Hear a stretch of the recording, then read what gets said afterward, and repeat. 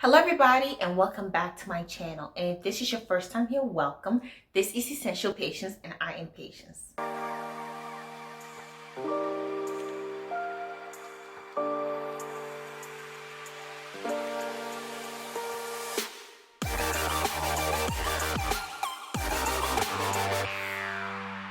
In today's video, we will be talking about things that we budget wrong. There are some life expenses that are not month to month, so we easily misbudget them or don't budget for them at all. Here's a list of 10 things that we budget wrong, basically to remind that we should not forget to budget these things, and even if they don't come on a consistent basis, you can still save money for them so that when they do come along, it's easier for us. Number one is clothes and shoes. I find that many people don't have a budget for their clothes and shoes. They just go out, and if they find something that they like, they buy it.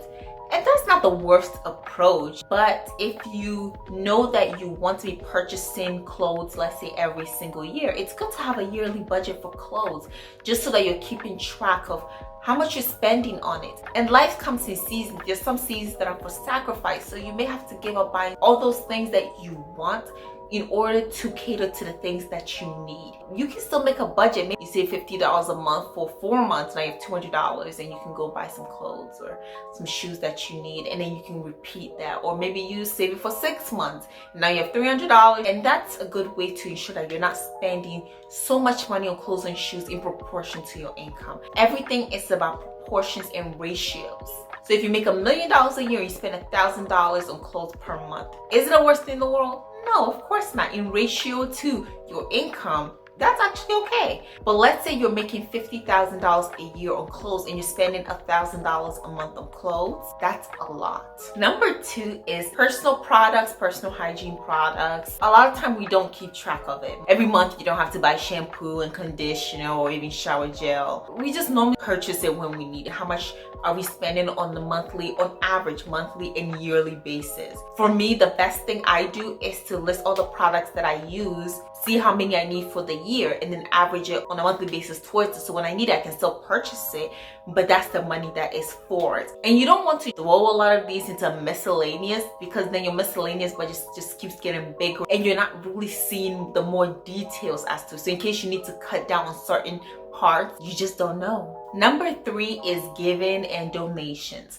I think it is really good if you're able to give and donate. We don't live in this world alone. It's good if we're able to contribute to our world, our society, our churches, and just give, because there is more blessing in giving than receiving. To be intentional about it, you also want to budget for it. You don't want to just be in the moment and give and then realize this money was for something. You're like, that money was supposed to be for my rent. Now you're stressing, trying to think, where's my rent money gonna come from? It just puts you in a mood where it's less about the giving and more about the anxiety that comes afterward. What I like to do is I like to budget my giving for the year. So I already know that I want to pay my tithes, I want to pay an offering, and then maybe I want to challenge myself to give even more money during the year. I budget it in, and I try to do better than I budgeted, but I still try to make sure that I'm very intentional. Like, okay, this money is going towards giving. For you to be able to increase your giving and to see that it can be such a significant part of your income, but you still can give it, and because you budgeted for it, you know you can still live and still attain to your necessities whilst being generous and performing generous acts. Number four is medical costs. None of us can estimate how much per year we think we're gonna spend on medical costs. Sometimes it starts out something little and then it goes on and on and on. So you don't know, but you can still budget something towards it. I think a good way to do is to open an HSA and just contribute money in your HSA. Some medical bills are gonna come along.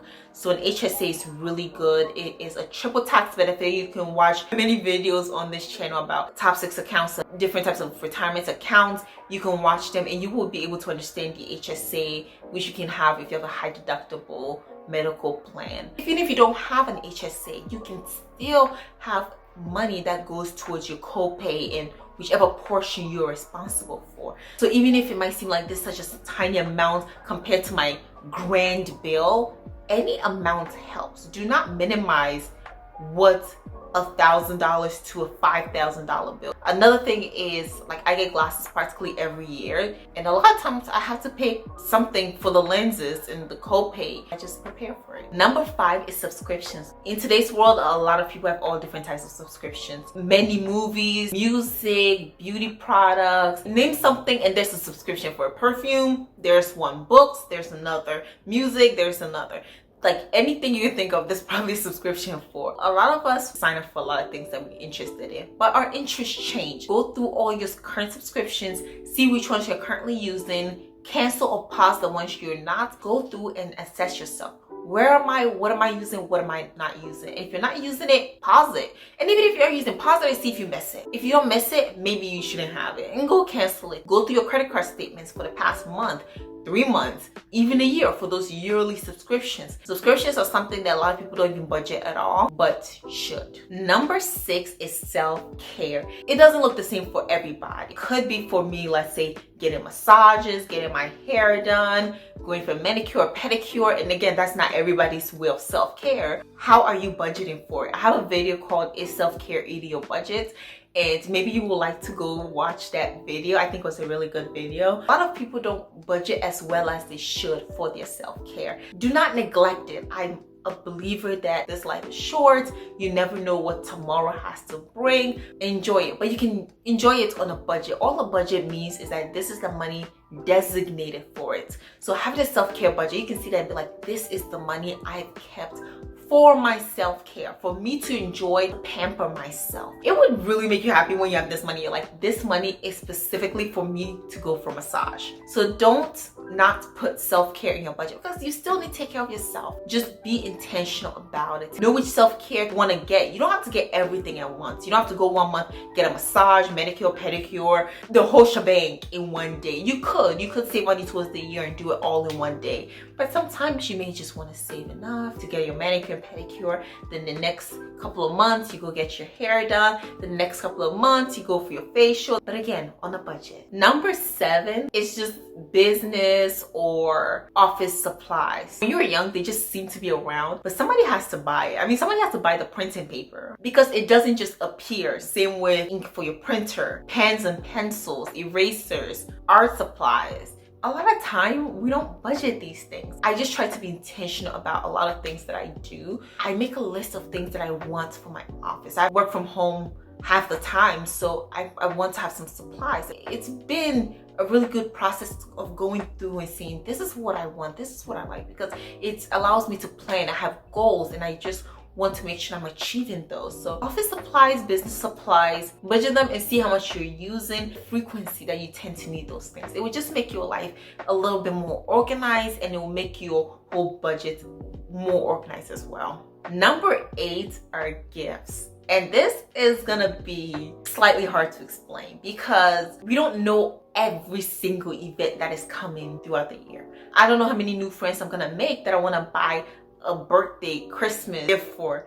I don't know how many people do something really great for me that I would like to give a thank you gift based on the season of life that you're in and how many people you care about that are around you. But I'm a person that likes to give gifts. I try to be intentional with it as well. Like, there are people in my family that I'm always gonna buy a Christmas gift for. So these are things that you can budget. As for the unforeseen ones, you just want to make a little space in it. So maybe you can have a budget for baby showers, and then maybe for general friends, and then same with wedding presents. So you can make a gift list. And this year, my total gift given is gonna be $1,000. A good thing would be to list like people. So if like Christmas, for each person, maybe I want to spend $50 per person. I care about these 6 people. So $50 each just for Christmas. It takes a lot of effort, and I'm not gonna say it's a perfect formula, but I think it gives you a little bit more awareness as to how much your gifts cost and how many events are coming along. Even funerals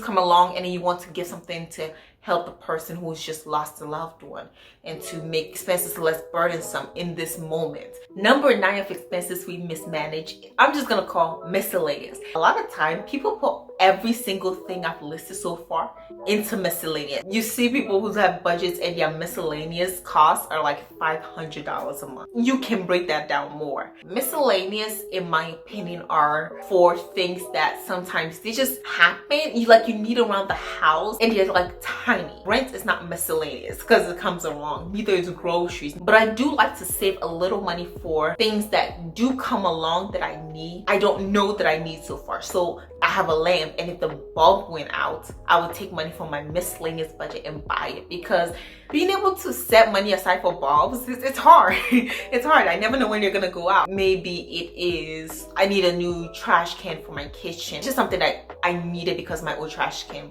broke or destroyed. You can decide what your miscellaneous would be and what qualifies as miscellaneous versus this has its own specific category. So I wouldn't categorize me going to get my hair done as miscellaneous. I put it in self-care. It's different for everybody, but you need to describe it. Do not throw everything in the miscellaneous budget, just a huge lump that you don't know how to decipher it. So set yourself up for success and be able to break it down into detail and categorize what you think miscellaneous is. And that can change for different parts of your life. And I said bulbs will go into my miscellaneous, but maybe one day if I'm a future homeowner, I'm going to have a house fund that goes towards like house repairs and stuff. So if my bulb did go out, I'll probably take money from the house fund to go towards like changing the bulb. You can approach it the way you see fit. And number 10 is eating out and snacking. Eating out and snacking are some things that we just don't seem to budget right.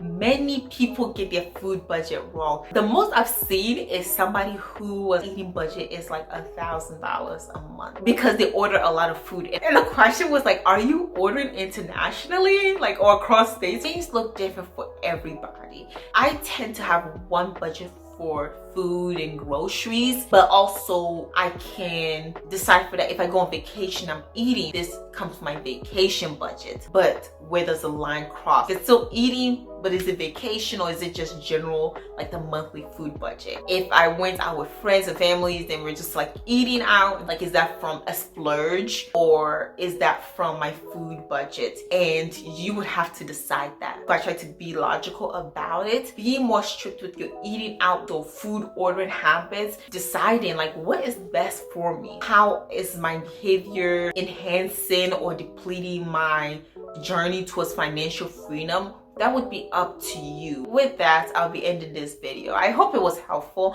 I know a lot of us can relate to. I related to all of them, but I hope this helps you as well. And thank you for watching, and like, comment, and subscribe to my channel if you haven't already, because it helps on my channel a lot. And don't forget to ring the notification bell because I post a video twice a week on Tuesdays and Fridays. Come on over and see what we're talking about. So again, thank you for watching, and I'll see you in the next video. Bye.